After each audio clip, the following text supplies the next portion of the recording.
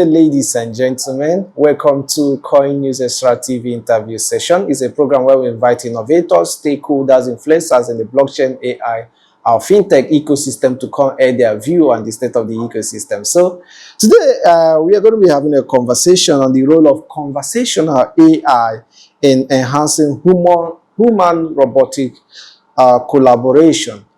So joining us to have this conversation is Austin Ambrozi, who is the managing partner, Autonomy. It's our pleasure to have you, Austin. To be here. Thank you for having me. How are you doing today, and how is the US today?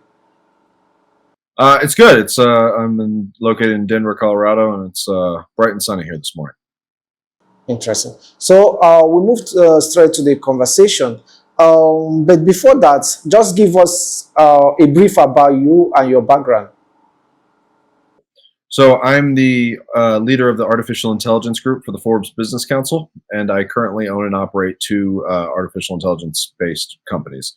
One is primarily a service company, and the company is called Autonomy, and the other is a product company called Doxy. Doxy is an unstructured document processor. Sort of the mission of the company is to put paperwork on autopilot and structure unstructured data, and that company is a subsidiary of the original company I started, Autonomy, which does custom software solutions in general.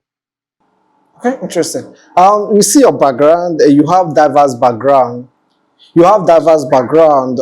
Spanning AI, automation, and even combat sports. What led you into conversational AI and robotics?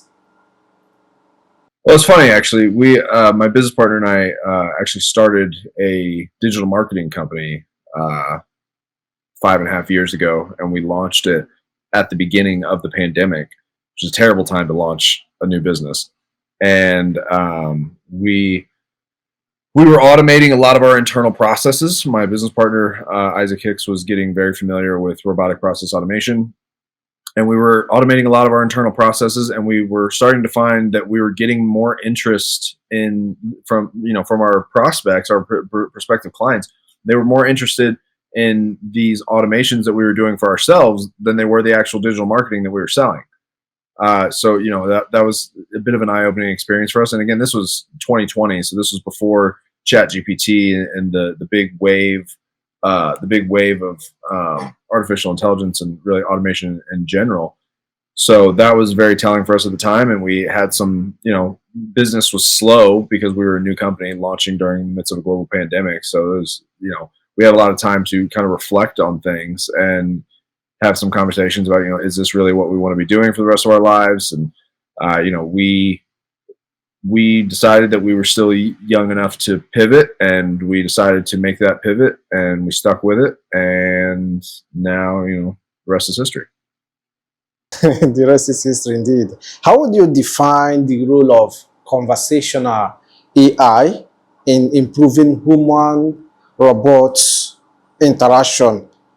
What are some of the input on that?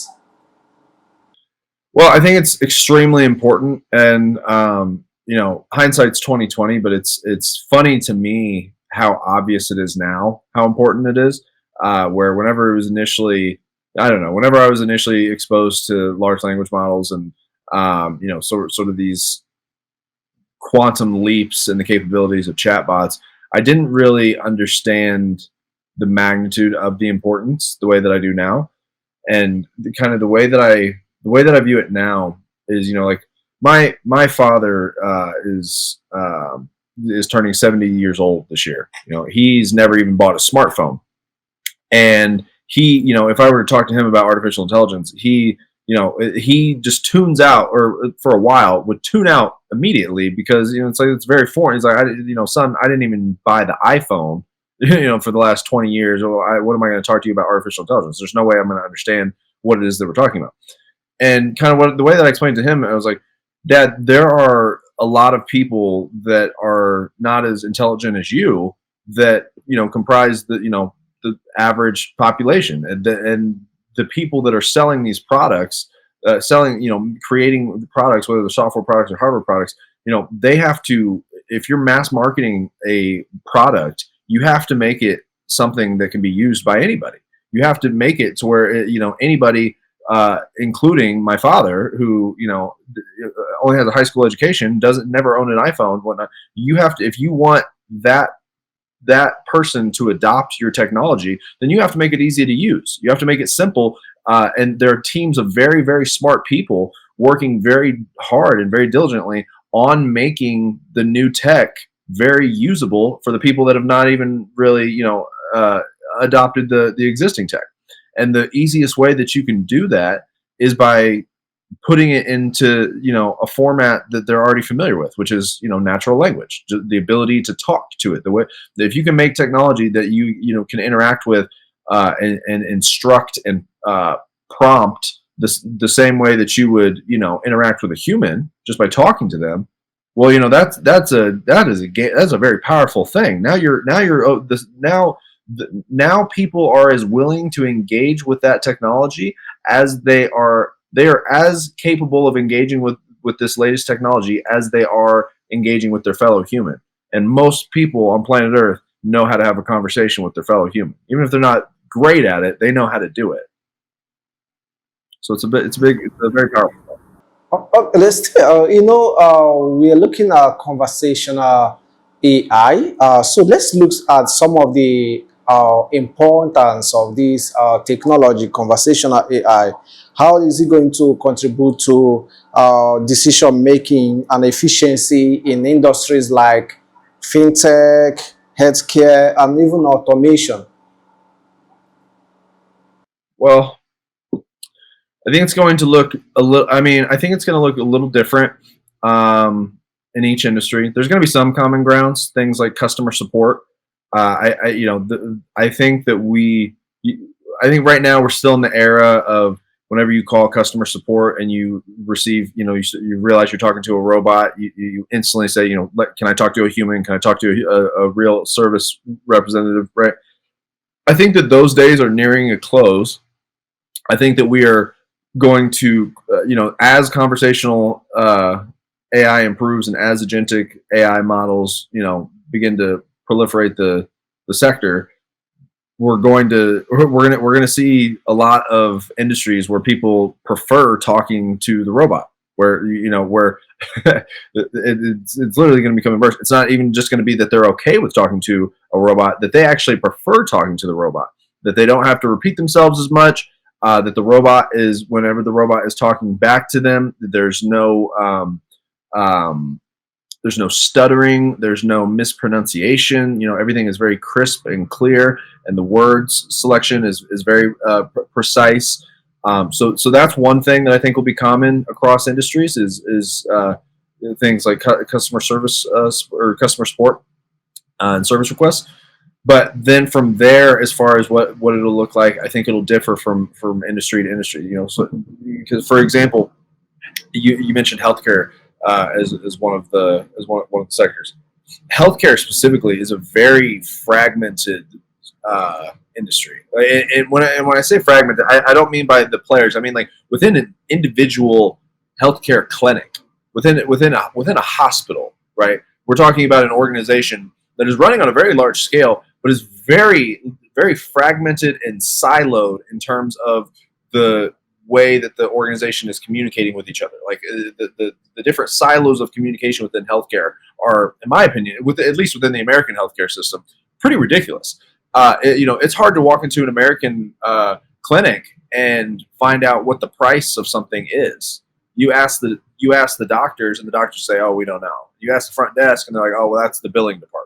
It's like, no, you can't. It's one of the few business models where you you don't know how much something costs before you order it, which is pretty wild. That's what we're dealing with. But this is an example of something where AI is going to make a big difference, because if you have intelligent systems that can communicate with each other and do so through a medium that is understood by humans, such as natural language, well, now you have increased efficiency that doesn't really cost any time or very much money. So it's like what happens whenever these siloed departments are able to start talking to each other. Whenever people can get information from a different department, and billing discrepancies can be reconciliated, instantly just by way of a conversation, and any sort of data can be acquired Yeah. simply by uttering the words.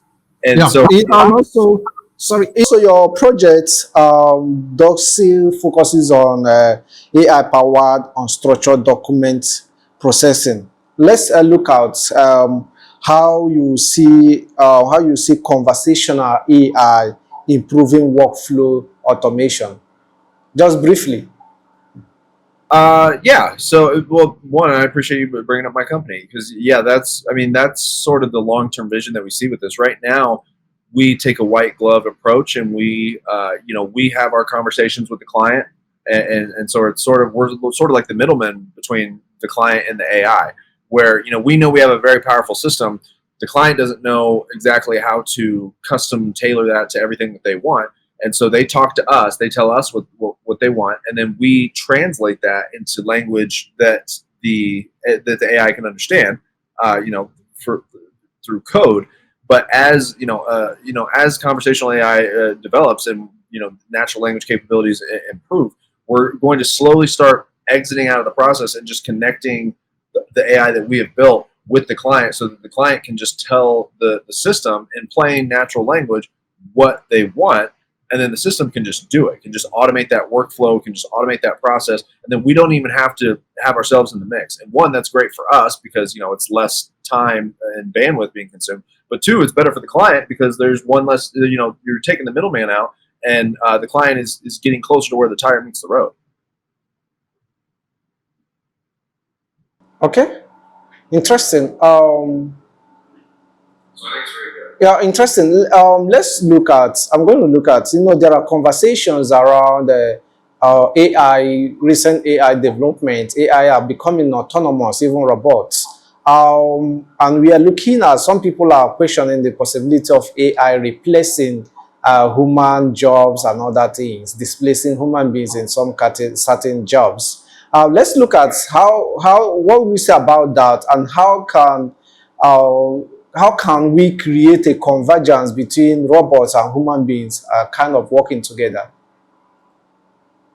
Well, as far as humans getting displaced by AI and that sort of thing, the theme of technology throughout time has been the elimination of some jobs and the creation of new jobs. So, for instance, nobody needs to know how to be, or at least I don't know, nobody in my city needs to know how to be a blacksmith anymore. But we now need Uber drivers. We didn't need Uber drivers before. We needed blacksmiths before, and now we don't need blacksmiths, but we do need Uber drivers. And pretty soon we won't even need Uber drivers. It'll be self-service, self-driving, full self-driving cars. So with each technological iteration, there seems to be a displacement of a certain percentage of people, and then a creation of new positions in the new paradigm. So I think that will continue I think that trend will continue, and that as we see human jobs, or as we see jobs lost to AI, we will see new types of work occur. And I think that will go on for a while, because what all it means to do work is to provide value to somebody, and all it means to provide value to somebody is to solve a problem for them, or otherwise help resolve some sort of pain point for them. So what that means is that so long as humans are displeased with something, anything, there will always be an opportunity for work. And if there's anything that we know for sure about human beings, is that we will always find something to complain about. So it's never good enough. We always want to move the bar higher. And so long as someone's upset about something, that's an opportunity for you to go provide value to them. And so if you're worried about if you're worried about not having work, then you're worried about people running out of things to complain about. And if and when we reach that point, I don't think that's necessarily such a bad thing. I think that humanity is going to eventually, like on a longer scale, I think humanity is going to eventually enter into a second renaissance period where the means of production are pretty well satisfied, and most human activities shift to more creative endeavors and art and things like that. So that's kind of my long term view on it, and it'll be curious to see how that pans out. And then I believe the second question you asked, Oh, um, okay. remind me, sorry. Okay, the second question is just a convergence between human and I guess you've answered it. Be ensure that convergence. The simplest way I can explain that is you are not going to lose your job to AI. You are going to lose your job to someone who is using AI. So it's the best advice that I could offer to people is start using the tools now.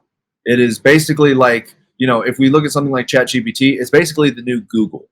Okay, it's strings instead of individual Google searches. It's like strings of Google searches, and so it's basically just a more powerful Google. Is what these LLMs are, and the the same way that somebody might ask you a question that they could have easily Googled, right? But they didn't know how to because they just haven't used the tool enough. It's going to be the same thing with AI, where it's like if you don't use it, you're going to be asking humans questions or imposing limitations on yourself that you could have resolved had you just been proactive and used AI. And here's the thing: is there's not really very many experts in AI right now in its current state, and it's progressing. The technology is progressing much quicker than the rate of adoption, which is kind of a trend in technology in general, but very pronounced within AI. And that represents an opportunity because it means that it's not too late. It's not too late to start getting familiar with this technology. It's not too late to start experimenting, to try to find your gaps in knowledge, to incorporate it into your existing work. And that's what I would recommend.